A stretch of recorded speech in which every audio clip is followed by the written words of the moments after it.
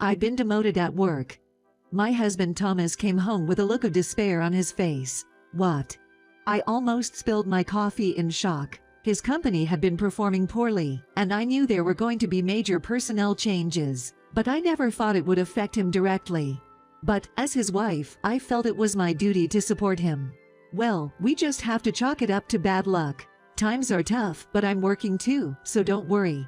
I replied cheerfully. I'm Gabriella, 50 years old, working full-time as a clerical worker.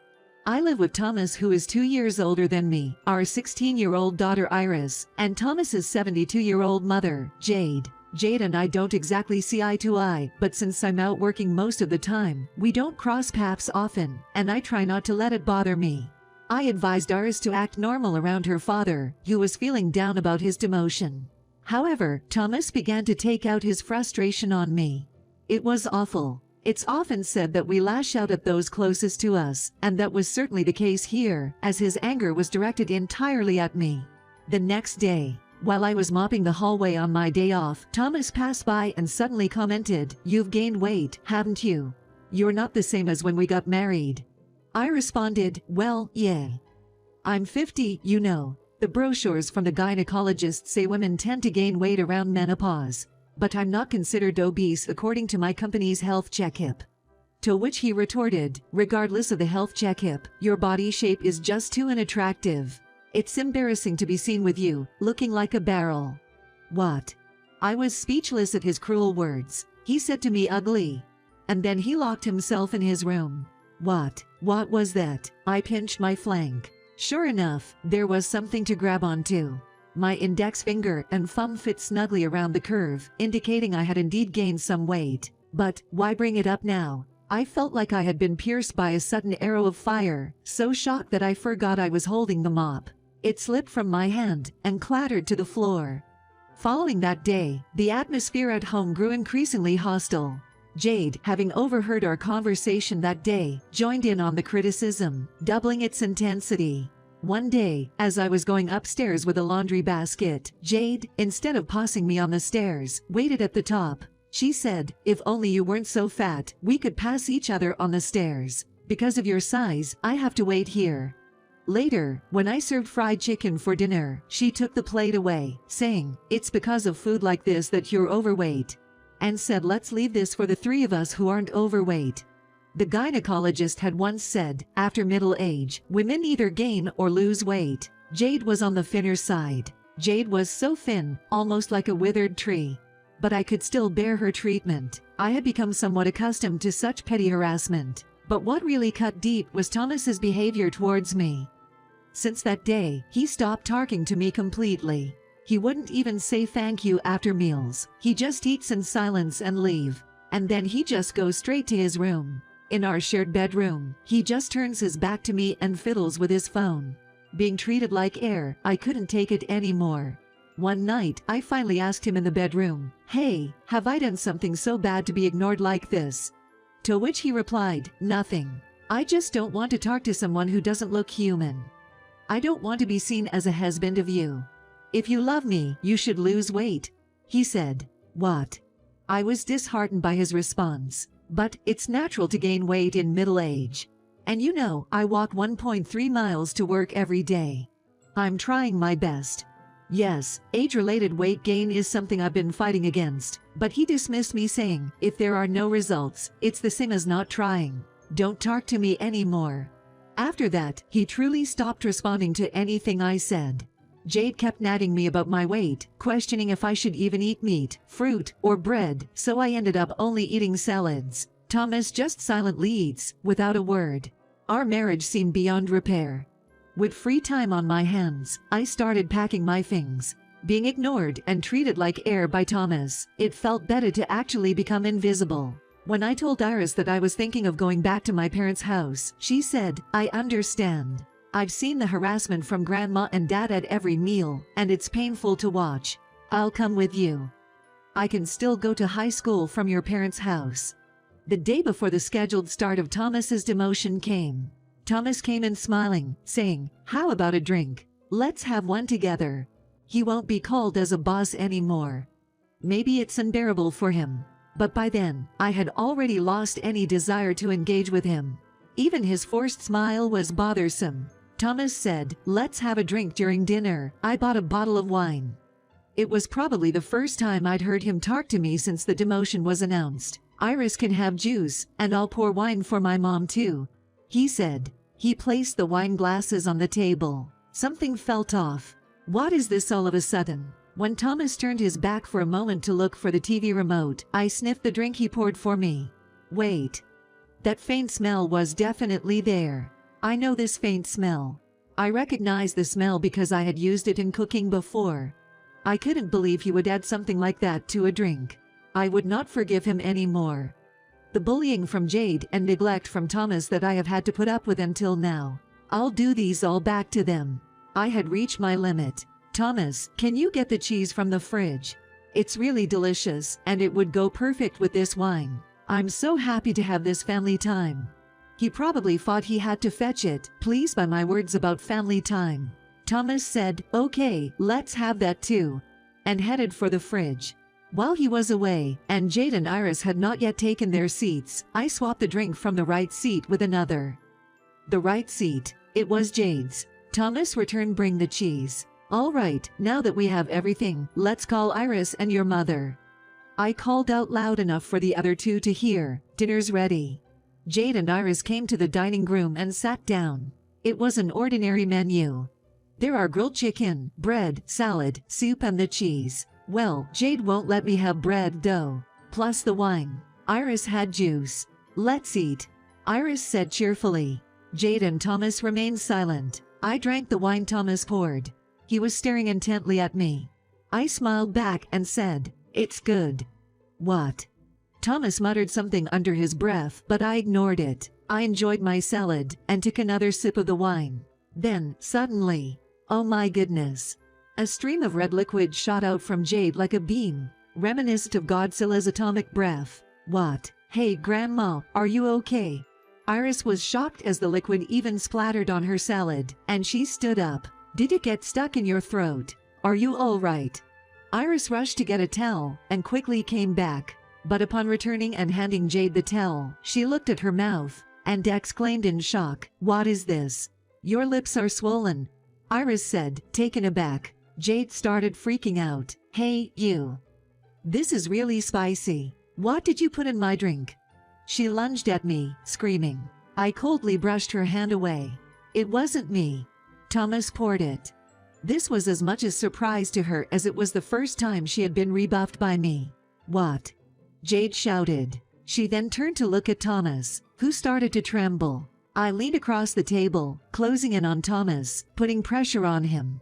"You chose wine because its color can disguise other ingredients, right?" I noticed a faint scent, something I recognize because I've used it before. "There is hot sauce in it, right?" "The hot sauce, I bought it a while ago. I liked it for its garlic flavor." That hint of garlic was what gave it away. It must have been mixed in a significant amount. Jade probably didn't notice the smell. That's why she drank it. Either way, this prank was beyond a joke. It was malicious. "What? Dad did this? What for?" Iris looked appalled. "I intended it for Gabriella," Thomas confessed. Hearing this, Jade started yelling, "Switch it back then. That's meant for you." Jade was outrageous. The fact she wanted to push it onto me as soon as she learned it was intended for me was just insane. "No way, I'm not drinking such a dangerous drink," I said in a low voice, still applying pressure on Thomas. "I can't even comprehend why you did this. Explain yourself," I asked Thomas. He stammered, "You're still overweight. Spicy food boosts metabolism, so I made it for you." Wow, so pathetic. Such a pooey excuse. I laughed mockingly. He really thinks that's a valid reason. He is so pathetic. Thomas recoiled, moving his chair back. "I'm supporting you to lose your weight. Drink it. I made it for you." I moved closer as he retreated. "What are you saying? You made it, so you taste it. See if it's good," I said, standing up and placing the glass in front of him. And then I leaned in closer again. "Until now, you've ignored and treated me badly, and now suddenly you smile and say, 'I made this for you.' Did you really think I'd just drink it? Isn't that too childish?" Now, taste it yourself, as the person who made it. I slammed the table. Back in the dining room, Thomas, realizing there was no escape, stood up from his chair. After a tense silence, I heard someone say, "Drink it." It was a quiet voice. Thomas and I turned towards the voice. It was Iris. She started speaking, strained. "Just because things aren't going well at work, you take it out on Mom, who supports you the most, and then such childish harassment. Maybe I shouldn't be saying this to my father as a daughter, but it's too immature to even watch." She stood up too. And she continued, "Is it wrong to be overweight? Mom walks to work early in the morning, takes her lunch, she's making an effort." Then she turned to Jade. "And you, Grandma, joining in and taking away Mom's dinner like fried chicken. You're acting like bullies. It's embarrassing." Caught off guard, Jade started to make excuses. "No, it's because I didn't want your mom to gain more weight. It was my compassion for her." She always wanted to be seen favorably by Iris. She adored Iris. But Iris was unrelenting this time. Compassion is something that should be felt by the other person. Watching Mom's dinner time was painful. She looked so sad, and you call that compassion? She's not even failing her medical checkups, yet you take away her food. That's just mean. Jade fell silent. "And you know." Iris seemed to have said all she wanted to Jade. She turned back to Thomas again. "Mom goes to the gynecologist every month and exercises, yet you ignore her just because she's overweight. Who do you think you are? Don't you realize how you're ruining the atmosphere at home?" Her gaze was as cold as ice, but her words warmed my heart. Like hot milk with cookies. A father scorned by his daughter. How pitiful. "And just so you know," Iris continued, addressing Thomas, "if you're going to ignore someone for age-related weight gain, then you, with your thinning hair, should be aware you're no better." A tremendous atmosphere hits the room. The atmosphere in the room was as cold as ice due to Iris's sharp words, as if even a banana could freeze. Iris seemed to have finished her tirade. She sighed, then turned to me. "Mom, you had enough. Let's end this. You'll be better off." Her words struck me. It was better to be free. Yes, be free. I want you to be free and happy. Her words filled my heart. The neglect from my husband Thomas, the fat shaming from Jade, and even the issue with the drink didn't matter anymore. Every word from my daughter Iris was so heartwarming that I felt tears rolling down my cheeks. "Iris." My vision blurred by tears. "Hurry up, Mom." Iris then patted my back, stroked, and said to me, "Yes." I went to the kitchen and brought back documents I had hidden. "What?" Thomas exclaimed. "I've been thinking about this since about a month after you started ignoring me. I've already packed my bags. Let's walk separate paths." I showed him the divorce documents. "Wait, I just wanted you to lose weight. If you had, I would have been satisfied. Iris just made me realize I was taking out my frustrations on you. I didn't think it would come to this." Thomas began to panic. "You're the one who didn't realize until it got this serious, and your actions were childish." Iris sharply responded. It seemed Jade was seriously worried about not being able to live with her beloved granddaughter. Jade, in a panic, tried to coax Iris with an overly sweet voice. "Hey, Iris, you want to live with your grandma forever, right?" Iris firmly replied, "No, thanks. I don't want to breathe the same air as people who act like bullies." "Wait, okay, I'll taste it like you said. I'll take responsibility as the one who made it." Thomas quickly grabbed the glass and gulped it down. No. Just like Jade earlier, he spewed out the red liquid and ended up with swollen lips. "See, I took responsibility, Iris." Iris had snapped a photo of their swollen lips with her phone, commenting, "Both of you look ridiculous. Let's go, Mom," and left the room. Yay. I followed Iris. And so, there were only Thomas and Jade left behind. Iris and I returned to my parents' house. When we explained the situation, my parents were furious and went to confront Thomas and Jade. Thomas agreed on divorce, so I officially got a divorce. Thomas, already demoted and unable to recover his standing, ended up leading an unremarkable life. I heard recently that he had been demoted due to his habit of ignoring his team members whenever he disliked something. As for Jade, she has always been difficult and rarely went out. Now, living with just Thomas, their home atmosphere is reportedly very tense. After receiving a call saying, "Our home is so tense right now, but it wouldn't be if you and Iris were here," The 17 years we spent living together since Cyrus was born prove that. Please come back, I'll not ignore you. I knew there was no way I would return. Gain weight while you can. Once you have grandchildren, there'll be plenty of physical work to do. My mom said with a laugh. That's true. I still walk to work today. On the way, my boss offered me a ride as he drove by. No, thanks. I'm trying to lose my weight. Just get in, Gabriella. Actually, he is my new boyfriend. We're both divorced, but that means we understand each other's struggles well. You don't have to lose your weight, and I don't want you to be late. He says as he drives. I've never been late.